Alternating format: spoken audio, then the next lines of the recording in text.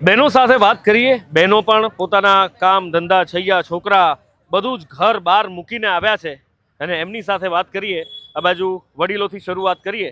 માસી, આ બધું કામ ઘર બધું મૂકીને બેહવાનો આજે વારો આવી ગયો। હા, શું કરે અમારે પરિસ્થિતિ એવી, પછી શું કરી બેસવું જ પડે ને। કેવામાં વગર મહેનતે કેવામાં કાળજાના કટકા ઉપર કીધા વગર, કોઈને ખબર નહીં, કાંઈ નહીં, કોઈને ખબર નહીં, સીધા આવીને થાંભલા ખોડી જાય છે। નોટિસું નહીં, કાંઈ નહીં, પરિપત્ર કાંઈ કરતા કાંઈ કોઈને ખબર જ નથી હોતી અને આવીને સીધા ખેતરમાં ઘૂસી જાય અને કોઈને આવવા દેતા નથી। ને માસી, હવે જો આ નહીં માને, આપણા ભાઈઓ બેઠા છે ઉપવાસ ઉપર ને, જો નહીં માને તો આગળ શું કરશો? એનો અમે ન્યાય નહીં આવે ત્યાં લગી આમના લડાઈ ચાલુ રાખશું અને લડાઈ અમારી જીતી અને અમારો હક માગીને જ અમે રહેશું। હક માંગીને જ રહેશો અને જો હક નહીં મળે અથવા તો આ આંદોલનની ખેડૂતો ઉપર અસર નહીં થાય તો શું કરશો બેન? અત્યારે ગાંધી ચિંધ્યા માર્ગે ચાલીએ છીએ। જો ગાંધી ચિંધ્યા માર્ગે સરકારને નો મંજૂર હોય તો એમાં નો સમજે તો અમે સરદારજીના વંશજો છીએ તો સરદારગીરી અપનાવવા તૈયાર જ છીએ। તો સરકારને અમે બતાવી દેશું કે સરદાર સાહેબનો માર્ગ તો બહુ જબરજસ્ત હતો। હા, અનામત આંદોલન વખતે જોઈ જ લીધો છે તો પછી એની પાછું રિપીટ કરશું અમે સરદારનો। અનામત આંદોલન વખતે તો સરકારે ગોળીઓ ચલાવી હતી। ઈ અમે તૈયાર જ છીએ ગોળીઓ ખાવાય। હા હા બેન કંઈક કે છે, મારી પાછળ બેઠી છે મારી બેન। હા હા હા, હવે બોલો। તો અમે ગોળીઓ ખાવા પણ તૈયાર છીએ। આ અમારી ભાવિ પેઢીનો સવાલ છે, અમારા વારસાનો સવાલ છે। અમને વારસામાં મળી છે, એ અમારી જવાબદારી છે એને સાચવવાની અને ભાવિ પેઢીને આપવાની। જો એના ઉપર આ બુરી નજર નાખશે ને તો સરદારગીરી પણ થશે।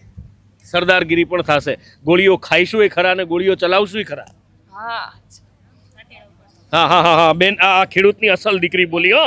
દાંતેડું આવ્યું। હા હા હા હા, અમે અમારા સાધન છે દાંતેડું। અમે કે બંદૂક ન ઉપાડી શકી કેમ કે અમારી પરમિશન નથી, પણ અમારું ખેતર છે, અમારા ખેતરમાં અમારો હક છે કે અમે દાંતેડા ચોરિયા કંઈ પણ લઈને અમે ઊભા રહી શકશું। અમે અત્યારે ઉપવાસમાં છીએ, પણ પછી જો બહુ ઝાઝુ હવે અમારા ઉપવાસમાં રહેવું પડે અને અમારું કંઈ આમાં નિર્ણય નહીં આવે તો અમે અમારા સાધનો પણ લઈને ઊભા રહીશું। દાંતેડા ધારિયા લઈને વાઢી નાખશું। એ જો અત્યાચાર કરશે તો અમારે પછી એ અપનાવવું જોશે ને। કાયદો હાથમાં લેવો પડશે તો લેશો? સરકાર એનો કાયદો ભૂલી ગયા તો હવે અમારે કાયદો અપનાવવો પડશે ને। એનો કાયદો ભૂલી ગયા છે, એ કાંઈ જ અમારા ઉપર ધ્યાન નથી દેતા, તો હવે અમારા કાયદાને આગળ લેવો જોઈશે। કાયદાને આગળ લેવો જોશે। અહીંયા તમે બહેનો છે, ભાઈઓ છે, બધા જ ખેડૂતો છે। આજે 18 વરણ છે, કઈ જ્ઞાતિ છે, કઈ જાતિ છે, કયો ધર્મ છે, કોઈ અહીંયા આગળ એ ફરક નથી પડતો। દરેક વ્યક્તિ અહીંયા આગળ ઊભા છે। ભાઈના હાથમાં એક પોસ્ટકાર્ડ છે, એ પોસ્ટકાર્ડ અને એ પોસ્ટકાર્ડ જે એમણે આપ્યું છે એ પોસ્ટકાર્ડની અંદર શું લખ્યું છે એમની પાસેથી જ જાણીએ। હા બોલો ને, અમારા ગામના બહેનોએ લખેલી છે। બહેનોએ લખેલી ચિઠ્ઠી છે ને, વાંચો બહેનો પાસેથી આપણે વાત કરીએ। અચ્છા બેન, શું ચિઠ્ઠી તમે મોકલી રહ્યા છો, કોને મોકલી રહ્યા છો?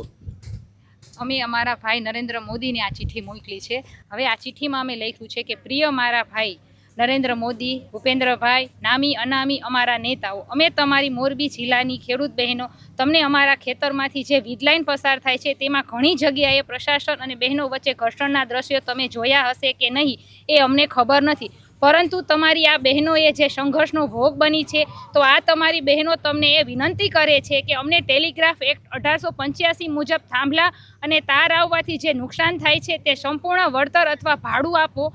ભાઈને એટલી વિનંતી છે કે તમારા ખિસ્સામાંથી કાઢીને આપવાના નથી, તો તમને વિનંતી છે કે આ બાબતે અમને યોગ્ય અને સંતોષકારક વળતર આપવાની પોલિસી બનાવો।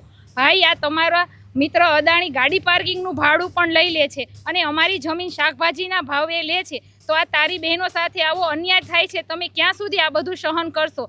અમારો ભાઈ અમારી વાત જરૂર સાંભળશે એવી આશા સાથે અમે આ પત્ર લખ્યો છે મોદી સાહેબને। બિલકુલ, અને નીચે લખ્યું છે કે લિખિતન જેતપર ગામની પીડિત બહેનો।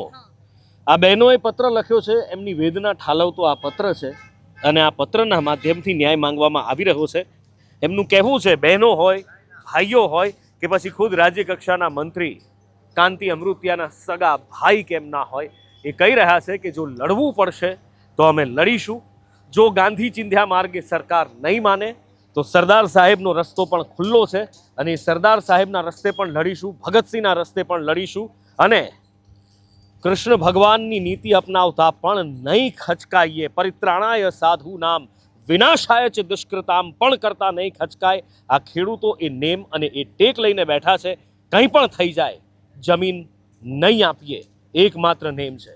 કેમેરામેન કુશ ભોઈ સાથે નુપુર પટેલ, ન્યૂઝ ગુજરાત, જેતપર, મોરબી.